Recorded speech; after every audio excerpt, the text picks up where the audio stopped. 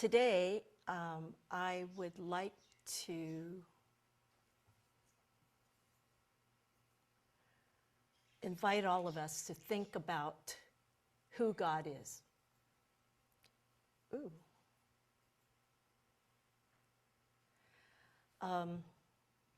I guess I need to let you know that my own understanding of God is incomplete. So I'm taking this opportunity to think aloud with you as much for my benefit as anyone else's.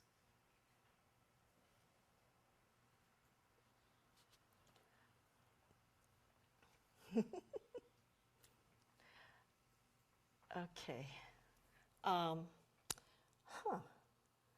am I losing? In the early days, when America was being explored, one of the explorers, Verrazano, landed on the Accomack Peninsula, which is now Virginia, the state of Virginia. He walked west for 25 miles and discovered what he believed to be the Pacific Ocean. Actually, it was the Chesapeake Bay. He was wrong, and he was operating on partial truths.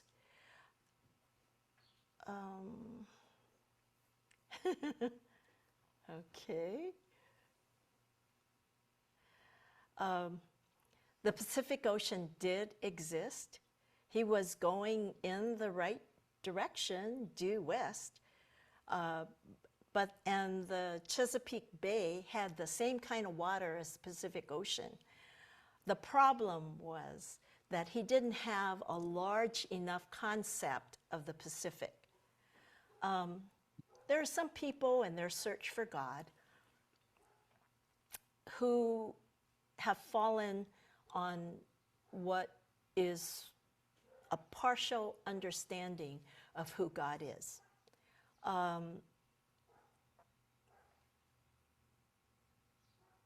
And sometimes they find their concept to be inadequate, given the possibility that God exists. They gave up that idea. I've had the opportunity to talk with a number of people who doubt the existence of God. And instead of challenging them, I ask them to share with me their understanding of the God in whom they do not believe. As they share their thoughts with me, I often have to confess that I don't believe in that kind of God either, the one that they're describing. Some of our difficulty regarding the belief in God arises from childhood conceptions of God. Even as we mature in every other aspect of our life, our physical, our mental, emotional, but our spiritual development is stunted and frozen in the childhood concepts. There was a college student that said, I have always pictured God as someone that was seated on a throne, while all around us, the angels were playing on harps and they were singing hymns. I have that concept. Still others who grew up in strict and austere religious traditions, they picture God as an aged bookkeeper with a white flowing beard and sitting behind a high desk and writing down everyone's bad deeds. It's no wonder that there are some people subsequently that say they cannot believe in such a God. They're not really atheists. They just cannot accept some of the things that they learned in the past. I would like to suggest that there are many persons' understanding of God that is dissatisfying because it's partial. They are defining the Pacific Ocean in terms of the Chesapeake Bay. And rather than giving up the search for God, they're saying that God does not exist because they can't believe their inadequate definitions. They would do far better to expand those definitions and that concept of God. And saying that God doesn't exist by recognizing that they have inadequate definitions. One of the ways that I think God is stated is in the Apostles' Creed, which you can find in the back of your hymnal. I won't quote it here, but it does. I want to lift up some of the attributes that are highlighted in the Apostles' Creed. First, I think of God as the source of creation. And contemplation of creation gives me some perspective on myself, and I'm filled with new understanding of my relationship with God. The opportunity to contemplate God's creation came during my participation as a member of an all-woman crew in the Trans-Pacific Yacht Race.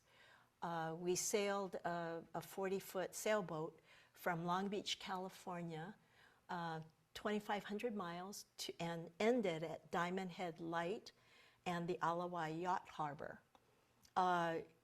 While we were out there in the Pacific Ocean for about a couple of weeks, it was just inspiring and awesome to greet each new day with a spectacular sunrise and then God's palette of many shades of blue, from the heavens to the horizon to the deep azure blue of the ocean, of the sea. The author, Madeleine L'Engle, offers some words that reflects the source of creation when she and her grandfather looked up into the night sky through a telescope. She said, "We saw the mountains on the moon. We saw the rings around Saturn. We saw the stars of the Milky Way, too many to count. See," her grandfather said, "what wonders God has made." And then he hugged each one of his grandchildren and said, "And you are wondrous too." Psalm 139 says, "The heavens are telling the glory of God, and the firmament proclaims his handiwork." And contemplating creation not only gives us some perspective on ourselves, but also some perspective on God. God is an awesome God, as we've sung, and enlarging the concept of God makes us aware and attuned to God's presence. Pablo Casals, the great cellist, writes about the sea that perfectly describes how I felt during my time offshore in that Transpac race. "When I awake in the morning, I go immediately to the sea, and everywhere I find God in the smallest and largest things. I see him in colors and designs and forms. I constantly have the idea of God when I am at the sea. The world is a miracle that only God can make.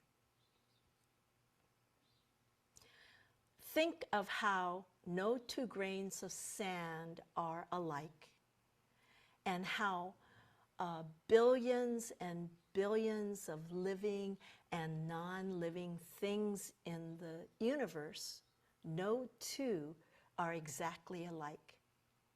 Who but God could do that?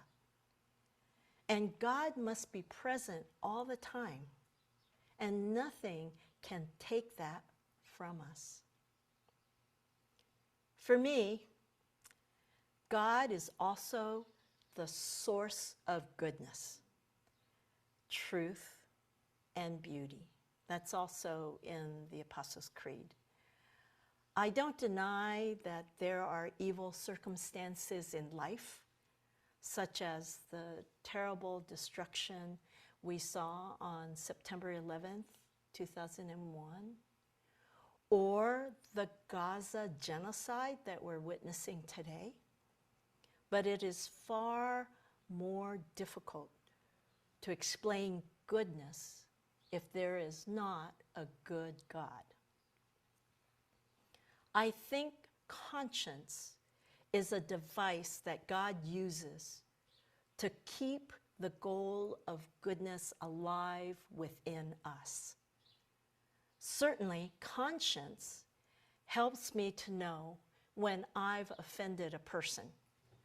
It prompts me to confess my error and to hope for restoration of that relationship. But sometimes it isn't so much a person I have offended, it is an awareness that I have not lived up to my capacity and I need to confess it. But you can't confess to an empty universe. I think God uses conscience to lift us toward the goodness of which we are capable and to call forth our best and noble selves. For me, it is God, the source of goodness, who holds the possibility of goodness before us.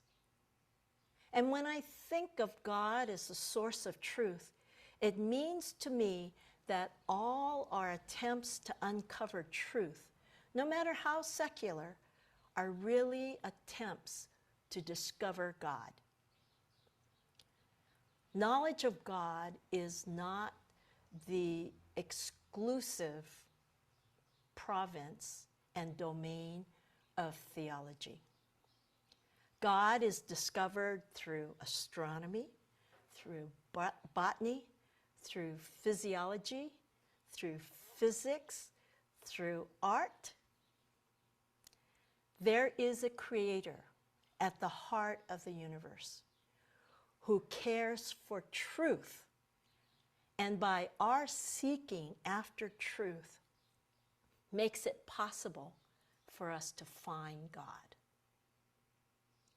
Louis Pasteur, who gave us so much of our understanding of germs, said, "The more I study nature, the more I am amazed at the work of the Creator.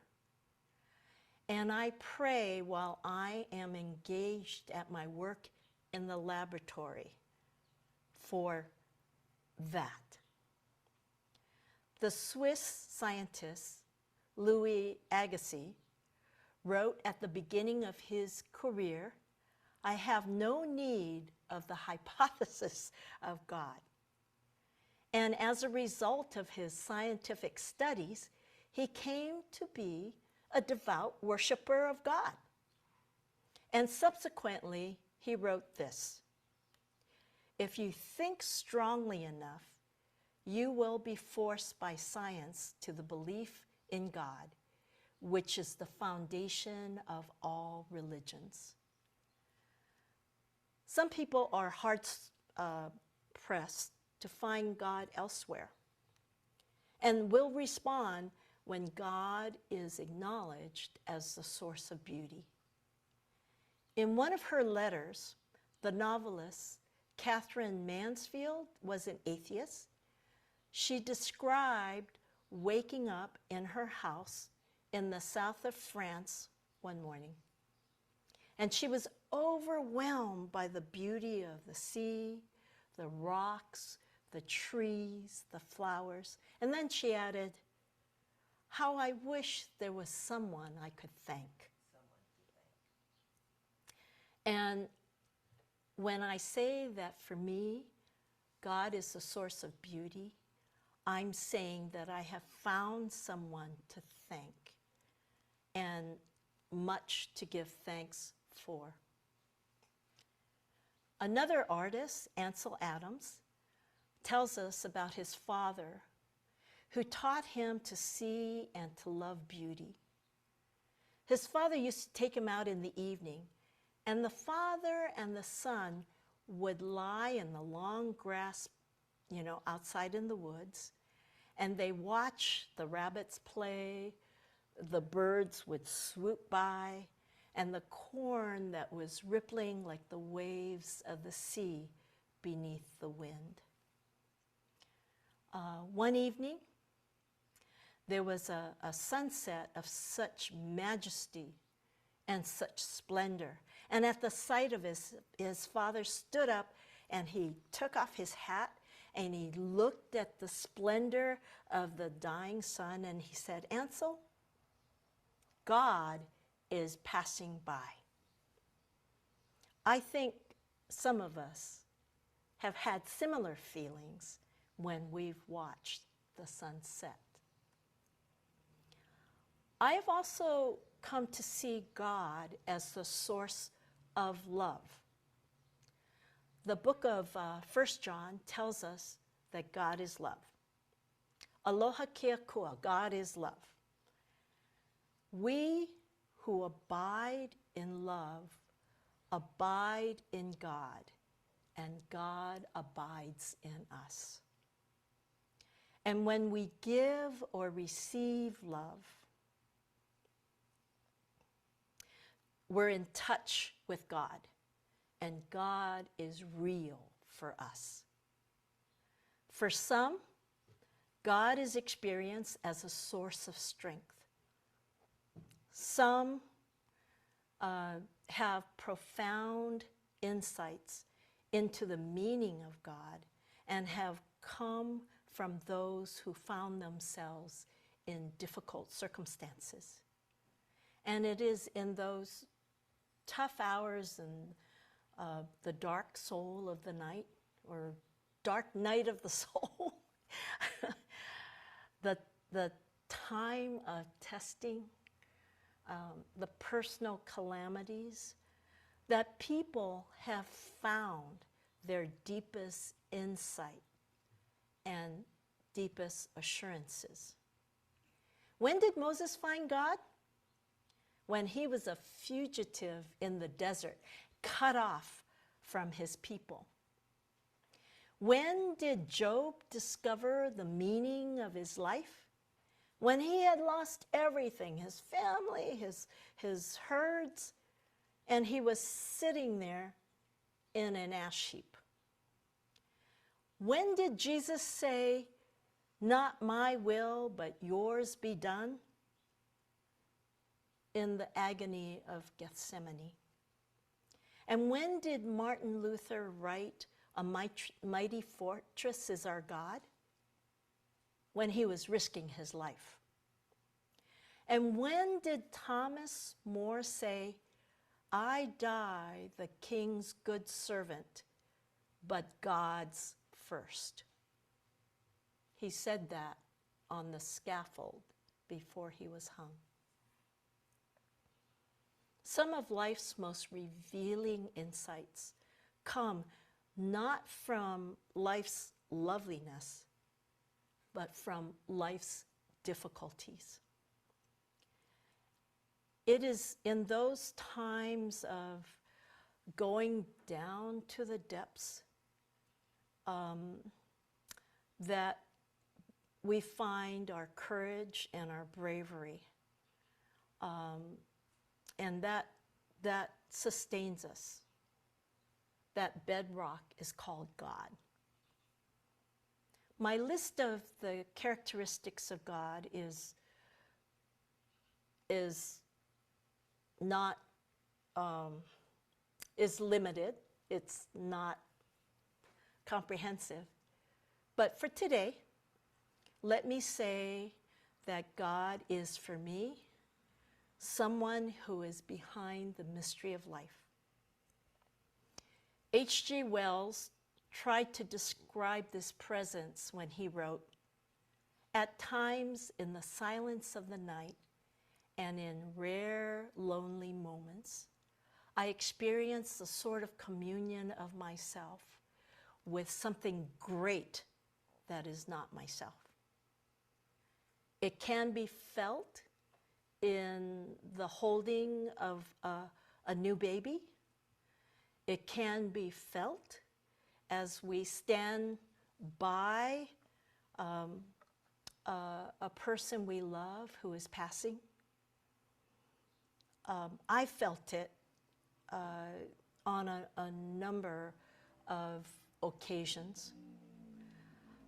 I felt it in parades when a high school marching band is passing by and they're playing with all the earnestness, with all their might, like the Marine Corps band. And I don't know if you've experienced it, but when marching bands go by, there's a lump in my throat. And I feel the presence of something that is very basic. When we have such an experience, we become aware, as did the poet William Wordsworth. He wrote, "A presence that disturbs me with the joy of elevated thought, a sense sublime of something far more deeply interfused, whose dwelling is the light of setting suns, and the round ocean and the living air, and the blue sky, and in the mind of man." For me, God is that reality, which for all that I've said is still a mystery. All of this may sound really subjective and feeling oriented, and I guess it is. Many people may help us to understand God, but it's only when we make those ideas our own will God become real for us. It is one thing to say, to subscribe to a whole list of correct words about God. It's another thing to experience God personally in our lives. And it's not enough to believe what others have told us. We've got to become attached so that we can own it and to make God part of our own experience.